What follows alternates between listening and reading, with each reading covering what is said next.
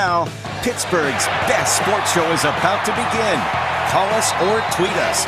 We got things to talk about on the Ireland Contracting Nightly Sports Call. All right, Kid, thanks very much. Good evening, everyone, and welcome to another edition of the Ireland Contracting Nightly Sports Call on the Bordas and Bordas Hotline. You make the call. It's 412-575-2600. Tweet us tonight at KD Pomp, at Paul Zeiss, as we're here to talk about the latest Steeler move. That was something that came out of nowhere and, quite frankly, was hard to explain. James Saxon, running backs coach for the last 5 years here, and had a lot to do with Le'Veon Bell, James Conner, Jalen Samuels, but I guess he also had something to do with the Stephen Ridley fumble because he lost his job today out of the blue, and I was a little surprised by that. Not so much surprised at Joey Porter, and I still believe there are other things to come. Paul Zeiss of the Post-Gazette and 93.7 The Fan is here, and what did you make of that move today? I have no idea what was the point of that move. Unless it's a culture thing that he was part of it. Yeah, I just don't. I'm looking at it. What are you doing? I mean, to me, what was the point of firing the running backs coach when the running backs did well? You know what I mean? Yeah, Jalen Samuels played well. James Conner played well. Like, I don't understand. It made no sense to me. It really didn't. It was just one of those things where, you know, it seems like they're just trying to give up sacrificial lambs, you know, for the next 2 or 3 days. Are they going to continue to announce guys are getting fired or what? I mean, what's going on? I don't understand it.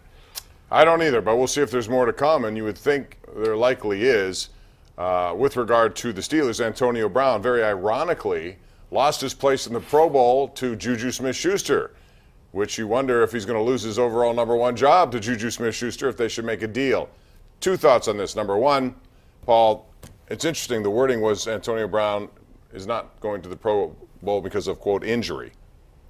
Yeah. Well, I seemed to discount the injury last week. Well, I think the biggest thing, I mean, is it, I don't know if it's like the NHL. Is it like the NHL where you get fired or where you get fined or you get suspended or something if you don't want to go to the Pro Bowl? If you don't want to go, you just don't go. Tom Brady's been selected to 14 and only gone to 3. Some of that is because they're playing. Some of that is because he doesn't want to play. No, I got you. I'm just wondering, like, to me, it's the thing about this whole Antonio Brown thing is I don't know how you bring him back now.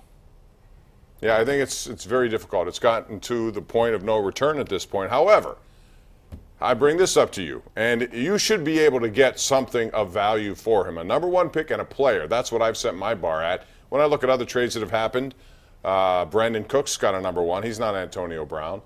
Amari Cooper got a #1. He's not Antonio Brown. He's younger. Yeah. But, I mean, Antonio Brown can still go to a team right now and become a major factor for that team. And how many, if you look at the list, as I did today, of unrestricted wide receivers who are going to be available this coming offseason, virtually none of interest.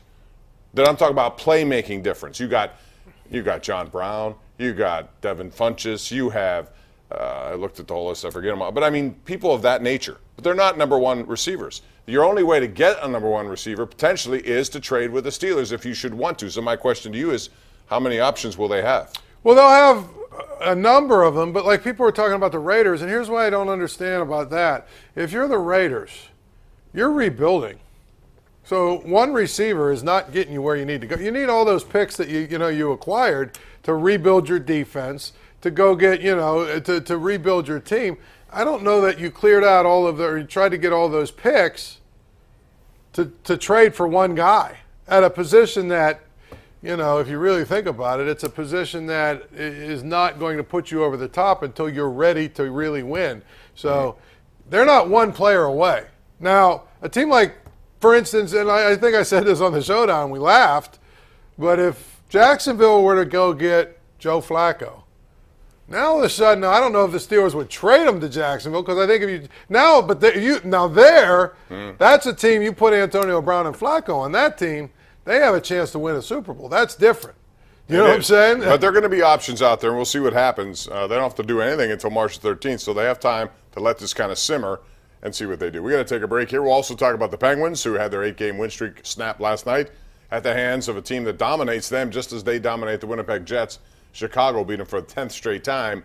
Tomorrow, Florida at home, and we'll see what happens in that game. In the meantime, we want your opinions. It's 412-575-2600. That is the number of the Bordas and Bordas Hotline.